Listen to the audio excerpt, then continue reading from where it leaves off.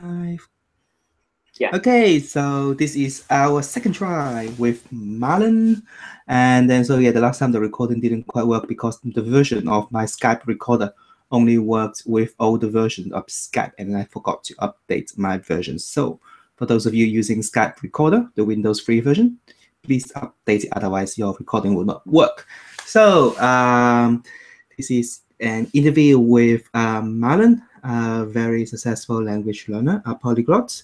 And so, rather than me telling about you, maybe why don't you tell us something about yourself? Yeah, so my name is Marlon, ethical people. Actually, the Brazilian pronunciation is Marlon. My name is supposed to come from French, so it sounds French, isn't it? Marlon. Yep. Yes. I come from Brazil. I was born in northern Brazil in a small city which is located near the Amazon rainforest, near in the Brazilian context. I mean, 1,000 kilometers. Yes, there's more or less Mm, 1,000 kilometers from my town to the mm, rainforest, the Amazon rainforest. I have been living in Poland for 3 years and a half. I've moved from Brazil to Poland to improve my Polish because I had started to learn Polish in Brazil by myself after coming across two Polish girls, and I listened to them talking Polish. sorry. Mm-hmm. Uh, and that's it. And my wife is Oniko Kotosoloi. She's from Hungary. She has been living here in Poland for 5 years, for 5 years now. But she has been learning Polish for more than 7 years. So she speaks it perfectly without accent. uh, and that's it. Languages are part of my life. They are part of my everyday life because my wife is a polyglot as well. So we speak at least 4 languages every day. Sometimes we talk in English, but I don't know why we just like to mimic accent and to make jokes in English. So it's not actually a means of communication for us. It's English language, uh, and we both teach languages. And because it sometimes and one of our most important current projects are the language workshops we have been organized here in Poland. We intend to organize those workshops in other countries, and the idea is to teach people who are already learning a language. Yeah, so our audience is language learners, and we try to tell them what we do by ourselves at home. And we don't say they have to do it, but we try to show some techniques, some tricks, and even some web pages and some tools like Anki and other things they can use to improve their learning when they are home, when they are not at the school where they learn, or when their teacher isn't with them. So that's the point of our language workshops. We want to show and we want to prove that it's possible to learn a language, but you should learn by yourself, even though you attend a course, you have a private teacher, or you follow like an internet course. There are some things you should do by yourself, some additional things to guarantee your effective learning. Have I talked too much? No, no, no, it's good, it's good, it's good. So, yeah, really. So because I did this first round with you, so I really a few techniques I really like, and I want you to sort of share your wisdom with our listener. First, I really like is your explanation of substitution drill, and this is something that I have been teaching people see for the last few weeks because I really like Ah, your yes, yes. So, do you remember last time we talked? We couldn't record, but you remember we talked about this uh, substitution drill. yes. So Did you ask people so how I it was actually coaching to someone to ask do around substitution about it? drill. Hmm? Yeah, I was actually coaching someone to do substitution drill 2 weeks ago. Um, Obviously, teaching is the best way to learn anything. So now I am now a big fan. I Uh-huh. really like it. I really like it. And now a lot of I think I've really internalized the lesson quite a bit, the message from you. For example, even now, most of my Italki lessons in whatever language also has a big component of substitution drills with the help of the teacher. Mm-hmm. Obviously, I can do it myself, but then that helps a lot, because once you learn the structure, you may just play with the language. Yeah, and you try to change the order, the words. You try to say something similar, and that's what I have been doing, especially at the very first stage of my learning. That helps, even though you achieve a high level, but especially in the beginning, it's very, very useful. cool. Mhm.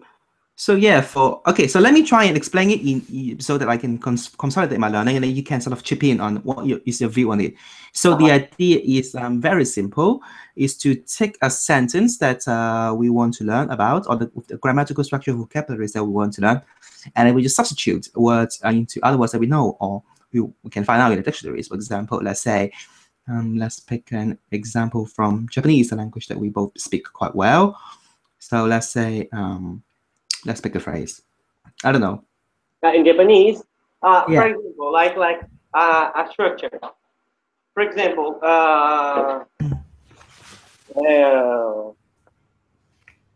授業が始まったばかりです。And then, Mm, and then, yeah. and then you know the structure, something ga or something or something bakari desu, to say that in English that the lesson has just started. Mm. And So obviously then the idea is to sort of change the jugyo from the lesson to something else, kaigi or the meeting match, group, kaigi, yeah. or So, yeah. 会議が始まったばかりです。Yeah. So yeah, it's something is to me, yes, just begun in yeah, yes, got that sense, right? Yeah, I forgot the official translation for the sentence pattern, but I think the textbook translation would be it has just begun, or actually it has already begun, but then it has not actually begun. It Yeah, has not it has not just that long. yeah. Or for example, the match, 試合が Mm. 始まったばかりです。And then you may change the verb. Let us say that it has just finished. Mm. How can you say? For example, the lesson has just finished. 終わったばっかり? そうですね。Okay. Pass. So let's say, okay, let me give you one game. Okay, let's say, the vote for the new president has just finished. Mm-hmm. How would you say that? Once again. The vote for the new president has just finished. I don't know. Oh, I don't know these two words myself. whoa. You want to say the election? So it's Senpyo? Thank you. Yes, thank you. Senpyo, and then I always forget the difference between presidents and prime minister. So presidents is daitolio, like Obama daitolio. So daitolio, Senpyo. Thank you with K. 大統領の選挙が終わったばかりです。Yay! Okay. But A complete. that's something official. You may say 終了 with you know the condition 終了したばかり。Suryoshita Bakaris. Yeah. Okay. Yeah, so even for us at a sort of upper intermediate advanced level, that we can still learn a lot of things. Like now we have sort of try to talk about elections, and we can, and then so the other idea that I really very good thing. That's what I did today. When I went to work, so I was just talking to myself in Thai. I was practicing the today's structure. The structure was I am still doing something, and the other structure was I have finished doing something. It's very easy, and it was interesting because those structures had words I already knew, and this happens with some language, especially with Asian language, because people Thai speakers, even Japanese speakers, sometimes they like to recycle words. And so it's interesting. Once you know some words, you may use them in a different order to create a new pattern. And that's something very interesting in Asian languages. And then the other thing I really like from you is the idea of a limited conversation. Was that from you? Yes, it was from you too. Mhm. So now I am a big fan of Marlon, the language teacher. Thank you. Thank you. So, yeah, I've been telling people about it as well. It seems like I'm someone who likes to jump on bandwagons when I really like something. I talk about it all the time, and then your two ideas sort of become my new bandwagon for the last few weeks. So I'll share your idea, and then you can correct me or add something to it. So the idea is a very powerful way to increase our language level from higher from upper beginner to intermediate, and from intermediate to advanced would be to choose a very specific context, very specific context to talk about, a very specific topic to talk about. Let's say, I don't know, the devaluation of the Chinese currency, or there can be a limited conversation, or we can talk about something Language learning, for example. or the latest scandal of the Polish prime minister or president. No, you'd better not talk about it. Hang on, I forgot. Is it the prime minister or president in Poland? Both. They have both. Okay. So yeah, I mean that's all I know about it. They just have so many scandals. It's quite funny. Yes, yes. The last one was something connected with an airplane. An airplane we just traveled empty to take some politician from some place to somewhere, and the whole thing cost around, oh, how many euros? I think it costs around something like around 30 no 30,000 euros. 30,000 euros just for someone to be taken by airplane from a place to other place and something like that. That is the joy of Poland. Yeah, so that's the idea of the limited talking, the limited conversation. Yeah. And so for example, do you think if we as I don't know, if we prepare for a limited conversation in a few days in Japanese or another language, what is the idea? Just to choose something that is on the news, or pick something that we like, or just what I like from the other not only Brazilian that, polyglot, Jimmy Mello, is that he has got a list, which is quite interesting. That it's just a lot of words begins with A, a lot of words begins with B. For example, A, in his limited conversation list, he has got abortion. I've got no idea. Well, I suppose we can talk about abortion for a limited conversation for, I don't know. But you know, the idea behind it is to do something you can talk about. Yeah, so it's because the idea is to help you improve not only your vocabulary but your conversation skills, your communication skills. So once you choose a theme you feel comfortable to talk about, you think you know the vocabulary related to it, so that's when the limited conversation works. And the other thing is that you may play roles. You may think of a real situation, because we've just mentioned here some things like scandals, but we may choose like an everyday life situation, like a real situation. What would you what would you have to say in a I don't know, in a car crash, for example, or I don't know, your car broke down. So what kind of conversation would you have to do with people around you? Let us say you are at the hospital, so you want to talk to the doctor, to the nurses, or you know what I mean? Yes, yeah. Like a real life situation is where the limited conversation may help you as well. Not only to improve your vocabulary, but it helps you improve your communication skills. It helps you thinking faster in the language, and you may just put it into action or make use of the words and expressions you know, if you are familiar with the theme you have chosen. And the second thing when it comes to the limited conversation is to ask the person you are talking to, the native speaker, to agree with that, to try to limit it, to try to limit himself or herself, because a native speaker is unlimited. Yes, when it comes to in comparison with a learner. Yes, and a native So speaker. how do you ask the other person to do that? You just you just say I want to improve my skill in language X because it's a very lovely language and I would like to talk about Y for a while. Is it okay with you? Do you say that or what do you say? Yes, yes, yes. For example, if it's someone I'm talking through Skype, or if it's someone if it's someone I'm going to talk just to improve my conversation skills. So I ask, so now let's talk about this theme. Yes, let me speak. And now, please try not to talk about other things. And for some minutes, for 10 minutes, for 15 minutes, we just talk about it. Or if we choose like an everyday situation, we try to play roles. Let us say I'm the patient, you're the doctor. Or I don't know, you're the policeman, I'm the citizen.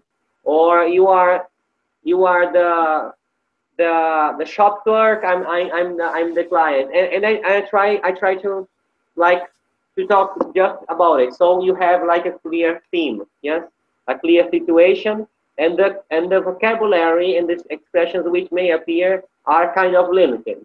Of course, you may hear something you can't understand, but the probability is going to be oh, I forgot the word. It's going to be smaller. Okay, so can you share one limited conversation that you have practiced lately? Lady, Mm, okay, for recently. example, it happened yesterday. I talked uh, I talked to a Turkish friend about two things. Uh, about what I have been doing lately, and and about what he has been doing lately. It's a kind of limited conversation because we just talked about it, and then he started talking about weather. So we talked a little bit about weather. I couldn't talk much because I don't know much about weather in Turkey. So actually, it was like he talked, and I didn't talk much, but I could learn something. Okay, so back to your previous point. What languages are you learning this week or today? This week, okay, uh, I have been learning Egyptian Arabic, Thai, Turkish, Korean, so those four on an everyday basis, and Hungarian as well. Although speak Hungarian with my wife and practice, I have to still learning. So I'm actively those four languages, and beside them, Scottish, Gaelic, and Basque. Scottish Gaelic. Yes, Scottish Gaelic. And what's the last one? Basque. Basque, yes. It's quite easy. People usually say it's difficult. It's not that difficult. Nothing is difficult. What is the No, most difficult nothing language for difficult. you? No, but there are some difficulties. And Mongolian. Mongolian actually, I'm not learning. I'm listening. I'm trying to remember the things I know. But when it comes to Mongolian, the pronunciation is quite difficult. And I would love to sound like them, but I just can't do it now. It's a little bit difficult, but I'm going to get there. And the Arabic pronunciation, my Arabic pronunciation as well, isn't that good because the Egyptian Arabic pronunciation is quite challenging. Okay, so you okay. So beside limited conversation and substitution drills. Oh yeah, last time you also talked about patterns. It's very important to look for patterns. So that is also how you learn Chinese characters, looking for patterns of changing one word in a compound word or changing a radical in character. Yeah, So look for the same patterns. is true. So The same is true for Japanese. mm, Hmm. so any final tip that you can give the listener beside these three that we have talked about? Pardon? Any other tips that you feel that any other technique or tips that you want to share with our listener? Other thing I do, but it depends on the language. It depends on my mood. I like to try not to write very often, and I've been trying lately to listen to the language, to listen to the material, to the course I've chosen, and I open the textbook. I see the dialogue or the conversations, and then I have a look at the vocabulary. I try to remember. Just right after it, I listen to the dialogue, and I keep on listening this dialogue for the other days, as I try to remember the vocabulary, as I try to remember the meaning, because in this case I'm going to listen to something I've already studied. I've already read the text, but I'm not that familiar with all the words, because I've just seen once the text. So I do it. That's other technique I use for me to remember to vocabulary. And as I listen to the dialogue from the textbook, I have two attitudes. One, I just listen. I try to repeat it. Even if I can't understand someone, I listen and I try to repeat it. I try to do what Professor Argeles calls as shadowing. I don't know if you have. Hmm. Yes, it's something similar. I don't do exactly the same way he explains and he recommends, but I try to do. I've been trying to do it also. After Hmm. listening to the dialogue, I'm already familiar with. And the other thing I do, if I have time to just sit down for a minute, I listen, and I stop after some sentences for me to repeat. And if I think I haven't do it, I haven't done it very well, so I go back and I listen again to the same sentence and I try to repeat it. So that's the other thing I do.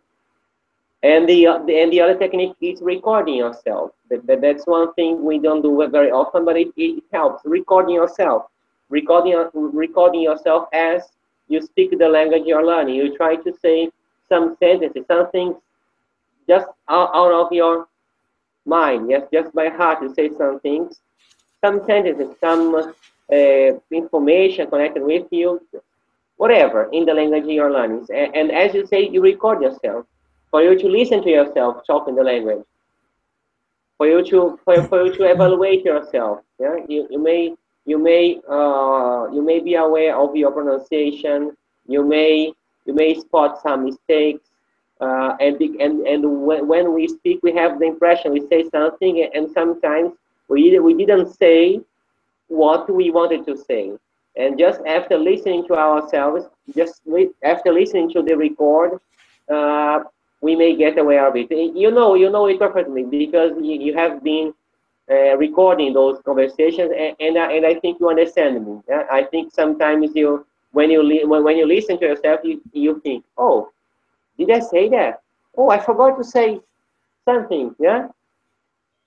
Yeah, I think that is a very good way, sort of like self-retrospective. So, um, any final remark? And then, okay. So before the final remark, so for people who are curious, you speak at a B1 plus level. You speak Polish, Portuguese, English, Spanish, Japanese, and I forgot the last few. At a B1 Serbian. plus level. B1 plus level, Serbian as well. Okay, cool. I didn't. Okay, and then you are learning many, many, many, many, many, many, many Yeah, I've mentioned those languages, and in the I would blog. like Yeah. to be fluent in those languages. I just can say at what level, at B1 or B2, but I would like to be fluent in those languages. To be fluent in the sense of talking to people, in the sense of telling people what I want to say without many problems. Okay. I would like to communicate freely in those languages I've been learning. Great. So how can people find out more about you? I'll put in the show notes, of course, but yeah, your website, your blog, etc.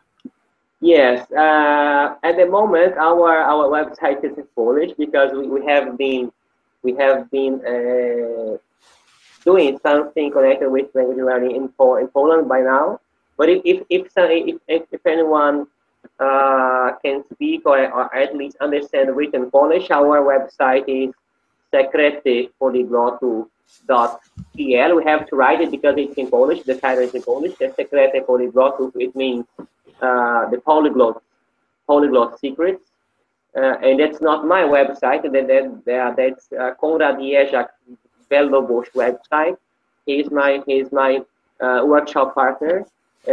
Sometimes he can't go to the workshop, and in this case, my wife comes with me as well. And that's our website. People who may contact me may add me on Facebook, and they may send me a private message. Great. So last question. Can you tell me the format of your workshop? Maybe the last one or the next one?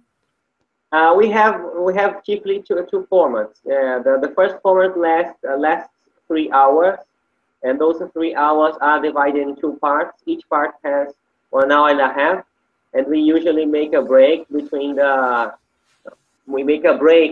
two parts, and the 1 hour and a half sometimes is broken out into 45-minute parts, and the workshop is heavily interactive and heavily like not interactive because people listen to us talking about the techniques and the advices we have. We even record for them to listen to the workshop again at home, and there are some exercises as well.